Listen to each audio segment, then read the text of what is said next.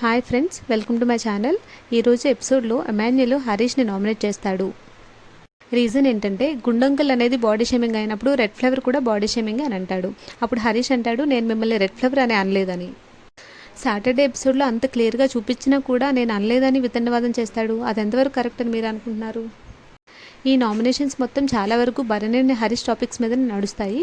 బనేని చాలా వరకు కామనర్స్ అందరూ ఎగ్ ఇష్యూ మీద నామినేట్ చేస్తారు. హరీష్కి సపోర్ట్ చేసిన వాళ్ళు బిహేవియర్ కొంచెం మార్చుకుంటే బాగుంటుందని నామినేట్ చేస్తే వాళ్ళ మీద కూడా గట్టిగా అరుస్తూ ఉంటాడు.